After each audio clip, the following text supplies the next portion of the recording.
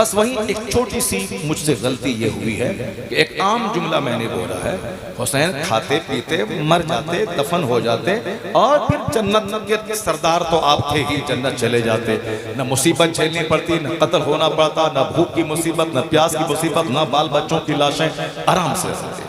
एक जुमला था खाते पीते मर जाते, ये जुमला नहीं बोलना था, चूंकि एक आम जुमला हो जाता है, बड़ी हस्तियों के लिए नहीं बोलना था, तो मैंने उसको विड्रॉल कर लिया, मैंने रुजू कर लिया कि नहीं बोलना चाहिए था।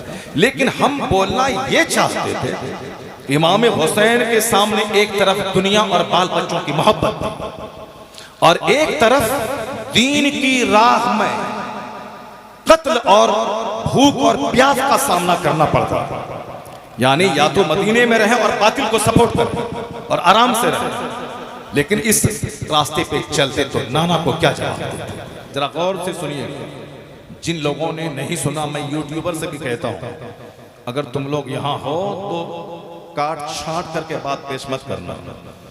बहुत सारे लोगों ने दिन भर में मुझे आज फोन किया कि आपने साहब यजीद की हिमायत कर दी, यजीद की तारीफ कर दी, आपने इमाम हुसैन को मशवरा दे दिया कि यजीद की बैअत कर लेते, आपने ऐसा कर दिया, आपने वैसा कर दिया। जरा गौर से सुनिएगा, जो मैंने पूरी तकरीर नहीं लोग सुनते हैं और यूट्यूबर सिर्फ अपने व्यूज बढ़ाने के लिए कहीं से काट काट के एक जुमला दिया और हजारों आदमी का दिमाग खराब करके सिर्फ 2 पैसे कमाने के लिए इंतशार बर्पा करता है और 2 पैसे कमाने के लिए झूठ से काम लेता है, पूरी बातें नहीं बताता।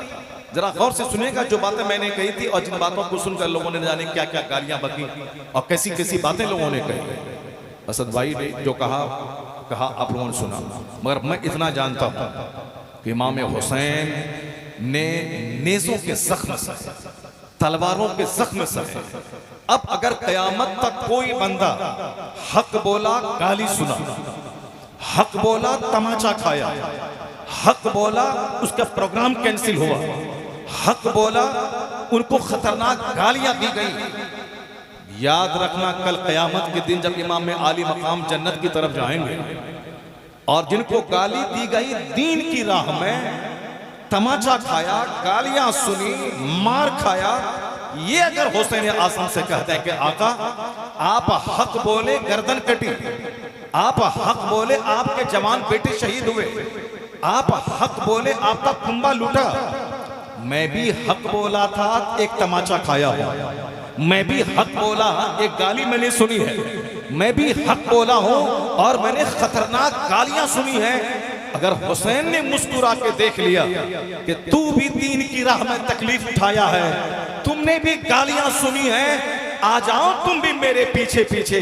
अगर हुसैन का इशारा हो गया 80 बरस का नफल सजदा वहां नहीं ले जाएगा जहां हुसैन का एक इशारा लेके चला जाएगा। सिर्फ माला पहना कमाल नहीं है, हक बोल कर गर्दन कटाना ये कमाल है, हक बोलकर गालियां सुनना ये भी कमाल की बात है, हक बोलकर जगह से सस्पेंड होना ये कमाल की बात है। एक मौलाना साहब मुरफ़्फ़ा ताज़ियादारी के खिलाफ गुजरात में बोले, ये ताज़िया जिसको घुमाया जाता है, कब्रें बनाई जाती हैं, मिन्नतें मांगी जाती हैं, औरतों की भीड़ उसके पीछे चलती है, ये ताज़ियादारी हराम हराम हराम। आला हज़रत फाज़िल बरेलवी ने लिखा ये हराम हराम हराम। तो अब इसने सच बोला, इनको धमकी दी गई कि अब दोबारा तुमको इस शहर में आने नहीं देंगे, तुमको तुम्हारा प्रोग्राम चलने नहीं देंगे। अब उनको वहां से हटा दिया गया। इमाम आली मकाम हक बोले तो सारे कुंबे को काट दिया गया। वह बोले हम इस बातिल के सामने झुकेंगे, इस जालिम को सपोर्ट नहीं करेंगे, इसकी हिमायत नहीं करेंगे। यही तो कसूर था इमाम हुसैन का, उन्होंने बातिल की हिमायत नहीं की, उस जालिम को सपोर्ट नहीं किया। उस बदले मैं अपने तमाम कुंबे को लुटाता, सारा कुंबा शामिल हो गया। हक बोला, बातिल की हाँ में हाँ नहीं मिलाया। अब जरा सुनिएगा गौर से जो बात मैंने कही। मैंने क्या कहा? मैंने ये कहा कि अब मदीने का गवर्नर यजीद का पैगाम लेके आया कि यजीद की बैत कीजिए। हुसैन के सामने दो ऑप्शन, दो रास्ता था। हुसैन के सामने दो रास्ते थे, दो ऑप्शन थे।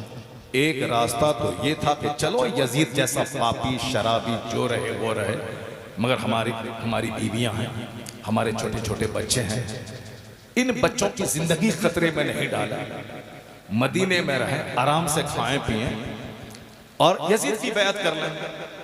उनको कह दें कि 3 लाख रुपए महीना तुम हमको देना, यजीद कूद के दे देता। अगर कह देते कि हुसैन कि मैं तुमको मान लेता हूं बादशाह, तुम हमको मदीने का गवर्नर बना दो, यजीद कूद के गवर्नर बना देता। क्योंकि यजीद चाहता ही था कि हुसैन हमको सपोर्ट करता है, हुसैन हमको मान ले। एक रास्ता यह था कि हुसैन आजम यजीद की बैत कर लेते, आराम से मदीने में रहते सहते। आपके अकीदतमंद मदीने में थे, कोई हाथ चूमता था, हमारे जैसे छोटे मौलवी का जब हाथ चूमने वाला मौजूद है, वो इमाम हुसैन तो मुस्तफ़ा की निशानी और यादगार, तमाम सैयदों के सरदार, वो जब मदीने में जाते होंगे, घूमते होंगे, कितने अकीदतमंद होंगे जो उनकी पेशानी को चूमते होंगे, उनके हाथ चूमते। आज 1400 साल के बाद का सैयद, जब हम जानते हैं कि ये सैयद है तो हम उनका हाथ चूम लेते हैं, इनके बदन में नबी का खून है। 1400 साल के बाद वाले सैयद को जब हम हाथ चूमते हैं तो वहां तो हुसैन डायरेक्ट फातिमा ज़हरा मौला अली का बेटा, वहां हुसैन का नवासा, हुसैन की पेशानी को मुस्तफ़ा ने चुमा, अपने गर्दन पे बैठाया, तो क्या इज्जत होती होगी। मदीने तैयबा में हुसैन के सामने एक ऑप्शन यह था, यजीद की मान लें, आराम से मदीने में रहे, न जंग होती न लड़ाई होती, अपने बाल बच्चों समेत आराम से मदीने में रहते और दुनिया से चले जाते। बस वहीं एक छोटी सी मुझसे गलती ये हुई है कि एक आम जुमला मैंने बोला है, हुसैन खाते पीते मर जाते, दफन हो जाते और फिर जन्नत के सरदार तो आप थे ही, जन्नत चले जाते, न मुसीबत झेलनी पड़ती, न कत्ल होना पड़ता, न भूख की मुसीबत, न प्यास की मुसीबत, न बाल बच्चों की लाशें, आराम से रहते। एक जुमला था खाते पीते मर जाते, ये जुमला नहीं बोलना था, क्योंकि एक आम जुमला हो जाता है, बड़ी हस्तियों के लिए नहीं बोलना था, तो मैंने उसको विड्रॉल कर लिया, मैंने रुजू कर लिया कि नहीं बोलना चाहिए था।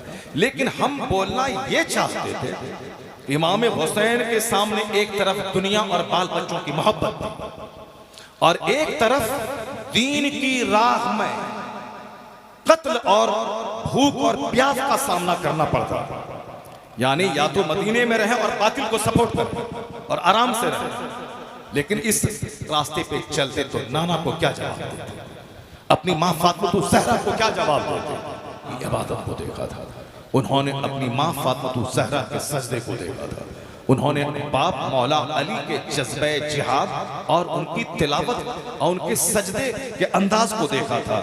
तब बेटा दुनिया का सबसे बड़ा हाजी और दुनिया का सबसे बड़ा नमाजी, हम तो 5 वक्त की हम लोग नमाज पढ़ने में बोझ लगता है, मगर हुसैन 5 वक्त के अलावा 1000 रकत नमाजे नफल रोजाना पढ़ा करते थे। इतने बड़े साजिद थे हुसैन, हाजी इतने बड़े लाजवाब के 55 साल की उम्र में 25 हज पैदल। अब जिंदगी में एक सख्त इम्तिहान की घड़ी आ गई, वो इम्तिहान की घड़ी जो बड़े बड़े रुस्तम को हिला दे, जो बड़े बड़े पहलवानों का पित्ता पानी कर दे, जहां करोड़ों लोग जम के खड़े नहीं रह सके, वो घड़ी आजमाइश की इमाम हुसैन की जिंदगी में आ गई। हजरत अमीर मुआविया का विसाल हो गया, उनका बेटा यजीद बादशाह बन गया, यजीद का कासिद मदीने मुनव्वरा आया है। यजीद ने कहा सबसे पहले ये मुअज़्ज़ज़ हस्तियां जो कभी इनकलाब पैदा कर सकती हैं और जो इज्जत की निगाहों से जो देखी जाती हैं, उसमें हुसैन इब्न अली, सबसे पहले उनसे मेरी बैत ले लो। अब्दुल्ला इब्न ज़ुबैर हैं, ये बड़े मुफक्किर हैं, मुदब्बिर हैं समाज के, इनसे मेरी बैत ले लो। ये अब्दुल्ला इब्न उमर हैं, ये इनसे मेरी बैत ले लो। यानी जो 2 4 5 बड़े बड़े लोग थे, उनसे पहले यजीद बैत लेना चाहता था अपनी। और यजीद के बारे में मशहूर था लापरवाह यजीद, शिकार और तफरीह में दिल लगाने वाला यजीद। अब ये बादशाह बन गया है, न जाने कैसे कैसे गुल खिलाया। बादशाह बनते ही उन्होंने जितने शरीफ और नेक लोग थे सबों को सस्पेंड करके पोस्ट से हटाया, अपने ओबाश किस्म के लखेरे और खेलने वाले, खेल के शौकीन अपने दोस्तों को कुर्सी पे बिठाया। यानी एक लंबा प्लान था कि बहुत दिनों तक मुझे बादशाहत करनी है। उसके लिए जितने अच्छे लोग थे उन सबों को अपना हम ख्याल बना लेना कि पहले वो हमको सपोर्ट कर दे, अगर सपोर्ट नहीं करें तो उनको रास्ते से हटा दें, ताकि हमारा कोई मुखालिफ नहीं रहे और एक लंबे दिनों तक मैं हुकूमत करूं। ये नापाक प्लान यजीद के दिमाग में था, इसलिए उन्होंने कहा सबसे पहले हुसैन से बैत ले लो। कि हुसैन मुझको सपोर्ट करता है। अब इमाम अली मकाम के सामने जब मदीने के गवर्नर ने यह कहा कि अमीर मुआविया का विसाल हो गया, यजीद उनका बेटा बादशाह बन गया, आप उनकी बैअत कर लें। इमाम अली मकाम ने कहा कि हम इस तरह से बैअत नहीं करेंगे, मस्जिद में आम लोगों के सामने बैअत का ऐलान करो, फिर उसके बाद हम देखेंगे। इमाम अली मकाम से ये बात कैसे गवारा हो सकती थी कि एक पापी, एक आवारा ख्याल जो हुदूद को पामाल करने वाला शख्स हो, उसको मुसलमानों के सरों पे हाकिम वो देखना बर्दाश्त करे, कैसे हो सकता है। अब हुसैन आजम के सामने दो ऑप्शन रह गया था, जरा गौर से सुनिए। जिन लोगों ने नहीं सुना, मैं यूट्यूबर से भी कहता हूँ, अगर तुम लोग यहाँ हो तो काट छाट करके बात पेश मत करना। बहुत सारे लोगों ने दिन भर में मुझे आज फ़ोन किया कि आपने साहब यजीद की हिमायत कर दी, यजीद की तारीफ़ कर दी, आपने इमाम हुसैन को मशवरा दे दिया कि यजीद की बैअत कर लेते, आपने ऐसा कर दिया, आपने वैसा कर दिया। जरा गौर से सुनिएगा, जो मैंने पूरी तकरीर नहीं लोग सुनते हैं, और यूट्यूबर सिर्फ अपने व्यूज़ बढ़ाने के लिए कहीं से काट काट के एक जुमला दिया और हजारों आदमी का दिमाग खराब करके सिर्फ 2 पैसे कमाने के लिए इंतशार बर्पा करता है, और 2 पैसे कमाने के लिए झूठ से काम लेता है, पूरी बातें नहीं बताता। जरा गौर से सुनिएगा जो बातें मैंने कही थी, और जिन बातों को सुनकर लोगों ने जाने क्या क्या गालियां बकी और कैसी कैसी बातें लोगों ने कही। असद भाई ने जो कहा आप लोगों ने सुना, मगर मैं इतना जानता हूं कि इमाम हुसैन ने नेज़ों के जख्म सहे, तलवारों के जख्म सहे।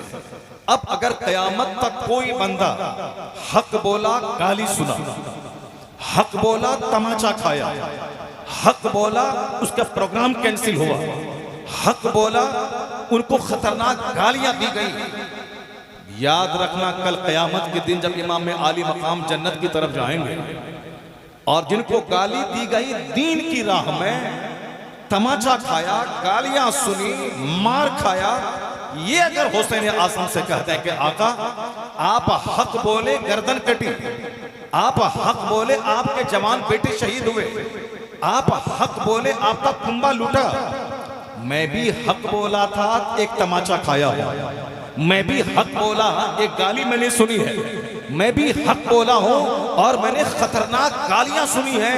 अगर हुसैन ने मुस्कुरा के देख लिया कि तू भी दीन की राह में तकलीफ उठाया है, तुमने भी गालियां सुनी है, आ जाओ तुम भी मेरे पीछे पीछे। अगर हुसैन का इशारा हो गया 80 बरस का नफल सजदा वहां नहीं ले जाएगा जहां हुसैन का एक इशारा लेके चला जाएगा। सिर्फ माला पहना कमाल नहीं है, हक बोल कर गर्दन कटाना ये कमाल है, हक बोल कर गालियां सुनना ये भी कमाल की बात है, हक बोल कर जगह से सस्पेंड होना ये कमाल की बात है। एक मौला साहब मुरवजा ताजियादारी के खिलाफ गुजरात में बोले, ये ताजिया जिसको घुमाया जाता है, कब्रें बनाई जाती हैं, मिन्नतें मांगी जाती हैं, औरतों की भीड़ उसके पीछे चलती है, ये ताजियादारी हराम हराम हराम। आला हजरत फासिल बरेलवी ने लिखा ये हराम हराम हराम। तो अब इसने सच बोला, इनको धमकी दी गई कि अब दोबारा तुमको इस शहर में आने नहीं देंगे, तुमको तुम्हारा प्रोग्राम चलने नहीं देंगे। अब उनको वहां से हटा दिया गया। इमाम आली मकाम हक बोले तो सारे कुंबे को काट दिया गया। वह बोले हम इस बातिल के सामने झुकेंगे, इस सालिम को सपोर्ट नहीं करेंगे, इसकी हिमायत नहीं करेंगे। यही तो कसूर था इमाम हुसैन का, उन्होंने बातिल की हिमायत नहीं की, उस सालिम को सपोर्ट नहीं किया। उस बदले मैं अपने तमाम कुंबे को लुटाता, सारा कुंबा शामिल हो गया। हक बोला, बातिल की हाँ में हाँ नहीं मिलाया। अब जरा सुनिएगा गौर से जो बात मैंने कही। मैंने क्या कहा? मैंने ये कहा कि अब मदीने का गवर्नर यजीद का पैगाम लेके आया कि यजीद की बैत कीजिए। हुसैन के सामने दो ऑप्शन, दो रास्ता था। हुसैन के सामने दो रास्ते थे, दो ऑप्शन थे। एक रास्ता तो ये था कि चलो यजीद जैसा पापी शराबी जो रहे वो रहे, मगर हमारी बीवियां हैं, हमारे छोटे छोटे बच्चे हैं, इन बच्चों की जिंदगी खतरे में नहीं डाला, मदीने में रहे, आराम से खाएं पिएं और यजीद की बैत कर लें। उनको कह दें कि 3 लाख रुपए महीना तुम हमको देना, यजीद कूद के दे देता। अगर कह देते कि हुसैन कि मैं तुमको मान लेता हूं बादशाह, तुम हमको मदीने का गवर्नर बना दो, यजीद कूद के गवर्नर बना देता, क्योंकि यजीद चाहता ही था कि हुसैन हमको सपोर्ट करता है, हुसैन हमको मान ले। एक रास्ता ये था कि हुसैन आजम यजीद की बैत कर लेते, आराम से मदीने में रहते सहते, आपके अकीदतमंद मदीने में थे, कोई हाथ चूमता था, हमारे जैसे छोटे मौलवी का जब हाथ चूमने वाला मौजूद है, वो इमाम हुसैन तो मुस्तफ़ा की निशानी और यादगार, तमाम सैयदों के सरदार, वो जब मदीने में जाते होंगे, घूमते होंगे, कितने अकीदतमंद होंगे जो उनकी पेशानी को चूमते होंगे, उनके हाथ चूमते। आज 1400 साल के बाद का सैयद, जब हम जानते हैं कि ये सैयद है तो हम उनका हाथ चूम लेते हैं, इनके बदन में नबी का खून है। 1400 साल के बाद वाले सैयद को जब हम हाथ चूमते हैं तो वहां तो हुसैन डायरेक्ट फातिमा ज़हरा मौला अली का बेटा, वहां हुसैन का नवासा, हुसैन की पेशानी को मुस्तफ़ा ने चुमा, अपने गर्दन पे बैठाया, तो क्या इज्जत होती होगी। मदीने तैयबा में हुसैन के सामने एक ऑप्शन ये था, यजीद की मान लें, आराम से मदीने में रहे, न जंग होती न लड़ाई होती, अपने बाल बच्चों समेत आराम से मदीने में रहते और दुनिया से चले जाते। बस वहीं एक छोटी सी मुझसे गलती ये हुई है कि एक आम जुमला मैंने बोला है, हुसैन खाते पीते मर जाते, दफन हो जाते और फिर जन्नत के सरदार तो आप थे ही, जन्नत चले जाते, न मुसीबत झेलनी पड़ती, न कत्ल होना पड़ता, न भूख की मुसीबत, न प्यास की मुसीबत, ना बाल बच्चों की लाशें, आराम से रहते। एक जुमला था खाते पीते मर जाते, ये जुमला नहीं बोलना था, क्योंकि एक आम जुमला हो जाता है, बड़ी हस्तियों के लिए नहीं बोलना था, तो मैंने उसको विड्रॉल कर लिया, मैंने रुजू कर लिया कि नहीं बोलना चाहिए था। लेकिन हम बोलना ये चाहते थे, इमाम हुसैन के सामने एक तरफ दुनिया और बाल बच्चों की मोहब्बत और एक तरफ दीन की राह में कत्ल और भूख और प्यास का सामना करना पड़ता, यानी या तो मदीने में रहे और बातिल को सपोर्ट करें और आराम से रहे। लेकिन इस रास्ते पे चलते तो नाना को क्या जवाब देते, अपनी मां फातिमा ज़हरा को क्या जवाब देते, मौला अली को क्या जवाब देते। तुम अपनी जान बचाए और नाना की उम्मत को तुमने खतरे में छोड़ डाल दिया, तुमने अपनी जान बचाया और नाना की उम्मत को एक जालिम के हवाले कर दिया। नाना ने तेरे लिए सजदा दराज किया, नाना ने तेरे लिए तुझको अपने कांधे पे सवार किया, नाना ने जुमा का